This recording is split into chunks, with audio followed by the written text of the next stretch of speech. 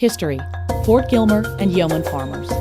At Fort Gilmer, more than 600 Cherokees were forced to wait for their final migration from the state in the late 1830s. Named for Georgia Governor George Gilmer, the fort was an important site for rounding up Cherokees who were opposed to the forced migration to the west.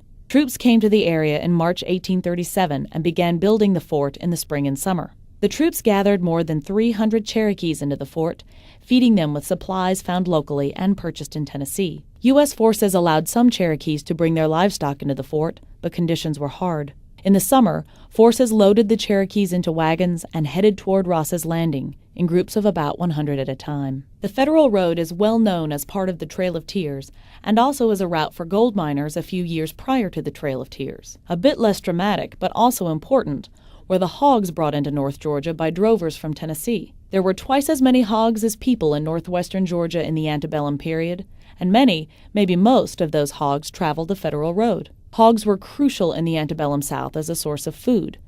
Most of the smaller farmers, often called yeomen, raised corn, vegetables, and chickens, and let their hogs feed themselves, running free in the woods. Yeomen generally owned small farms with large families and no slaves or very few slaves. This region had far fewer slaves than most of Georgia. In 1850, slaves made up about 42% of the population of the state of Georgia, but in the 5 counties the Federal Road ran through, Forsyth, Cherokee, Gilmer, Murray, and Walker, slaves made up only 10% of the population. With hilly terrain and relatively few slaves, the farmers in these counties did not join large parts of the South in turning the region into the Cotton Kingdom. These counties had the lowest cotton production in Georgia, but the highest production of corn, known as Indian corn. Some historians have described high numbers of hogs and high production of corn as the clearest signs that yeoman households dominated a region. Yeomen were self-sufficient or almost self-sufficient farmers, whose families produced food crops for the household first, before thinking of growing cash crops for the market.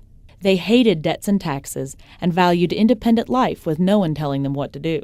Yeoman males seem especially to have taken pleasure in the relative leisure of lives in which women and children produced vegetables and eggs in the gardens and chicken yards, while hogs fed themselves by roaming free in forests treated as common land.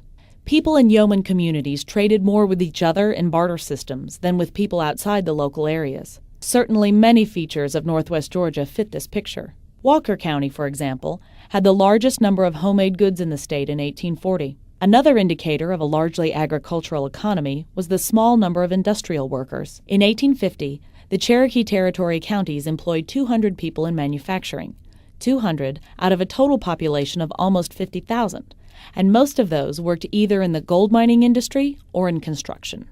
Despite all this orientation toward agriculture, people in northwestern Georgia were builders of schools. By 1850, the area was home to over 100 schools, most of them small affairs averaging about 20 students each. Please resume both the trip and the audio tour at one of the places to stop around Carter's Lake.